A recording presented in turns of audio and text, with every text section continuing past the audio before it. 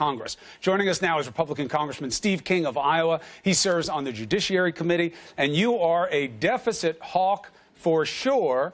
And ordinarily, a plan like this is something that you would meet with a grumpy face. Big tax cut, big spending on military, an infrastructure plan behind it. It does not add up to deficit savings. What do you say? Well, the first thing is that the military spending needs to happen. It's been the victim of the sequestration for a number of years, and our national readiness is not there. And you've watched around the world as the Chinese have pushed against us on one side and the Russians push us against on the other side. They don't respect us, and that needs to be rebuilt. So the question becomes then, how do we do that? How do we fund it? The president stepped up and said he's going to put some decent cuts, some decent-sized cuts into a couple of departments, state and EPA. EPA in particular pleases me. I'm not as confident about the foreign policy side of this because we've got some aid we need to get some countries that we need to restore back into the American envelope. And then the talk about how we get to balance. I want to hear him speak to us and say, Congress, will you pass a balanced budget amendment to our Constitution? I'd like to hear him say he will encourage that, support that, and I'd like to hear our Speaker of the House, Paul Ryan, in the aftermath say, let's go with that balanced budget amendment. So you got a smile on your face. I'm taking that as optimism that even though there's going to be a big tax cut, which might make paying for this other spending difficult to show, at least on paper, you're open to it. Well, I'm open to the tax cut, yes, and I supported the Bush tax cuts more than a decade ago, and they do stimulate growth. But I look at the tax proposals that are coming out there, and I'm a little uneasy about that. The border adjustment, I need to look at how those numbers will come out. That makes me uneasy.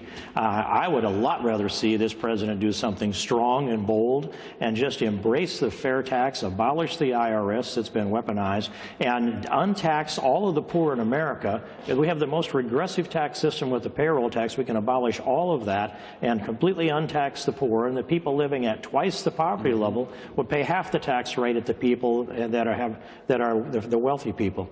I think that would be, and by the way, that border adjusts everything, and it gives us a 28% marketing advantage off of products that are made in the United States when they're competing with products made overseas. It does everything good that we want to do with the tax policy. We just don't have Donald Trump embracing the fair tax yet. Once we get the specifics of it, we'll talk about the economics of when tax cuts drive growth and when they do not. But for today, let's just talk about what we might see. On the ACA, you also have reservations. Why? Well, as I'm watching, what we have is essentially a leaked document that's come out that we're talking about. And so a lot of that's not hard facts, I presume. But I want a full 100% repeal of Obamacare. I don't want any vestige of it left behind. Why not?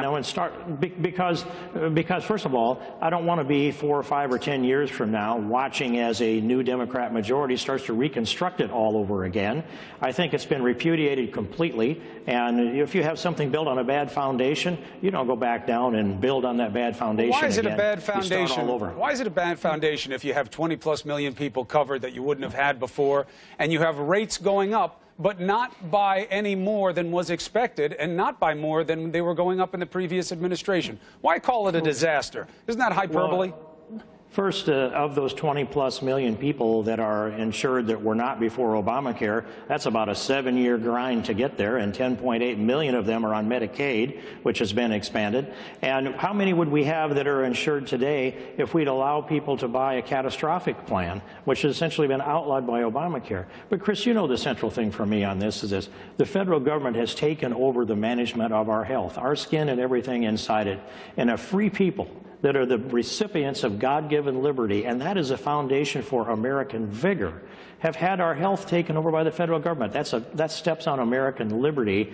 and it just diminishes the vitality of our country. I want people to have their own set of responsibilities, choosing the health insurance policy that they want if it's catastrophic. Yeah, that sounds great as long as you're like young and healthy. The problem is how did we get to the point where you needed to have the government step in? Pre-existing conditions, people who weren't really that healthy, young people who didn't have the money and couldn't be on their parents' care anymore, the indigent who didn't make the income to pay for their own private policies. They were all being left behind. And you're going to have to figure out whether or not you're okay leaving them behind again, because access to care is not coverage.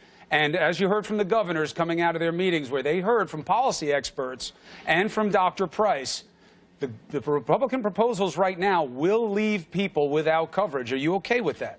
But Chris, you know that coverage is not either access to care, the converse of that statement that you made. And so what does that mean? Well, if you can have coverage, you can have a Cadillac plan, but if they won't take your policy, if you're on Medicare, that's not being honored. If you're on Medicaid, that's not being honored. Or if they won't accept your policy, then you don't have coverage. But who's they? If you have coverage from a company, then you're getting care. What do you mean if they don't accept the policy? How does that work? We know that, and today, under the ACA, as you call it, and that 1/3 of the counties have one choice. Right. 2/3 of the counties have two choices, right, and the rest of them have more than two choices. So you're sitting there with one choice of a policy that's mandated by the federal government, and and we're down to that place now where, well, is that coverage, or you have to go to certain places where they will honor that policy? I want to see people make their own decision. I had my Obamacare canceled on me September 28th, as the letter was dated, and they canceled me out as of December 31st of last year. And I had roughly 90 days to find a new policy. My choices were one. That's not free enterprise. That's not competition. That doesn't give you an opportunity your doctor or the policy you want. And neither does it let us save for our own healthcare costs into the future, which requires an expansion of HSAs, and we need to couple them with catastrophic plans.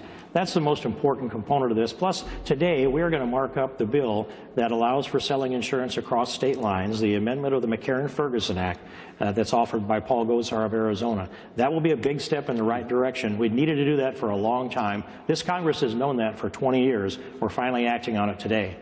All right, Congressman, let's see what the details are. You know, health care is complicated, but this fundamental question of will people be left behind or will people be able to get care is a fundamental one. We'll take it on again. Always appreciate your making the case, especially before a big night like this President's speech tonight.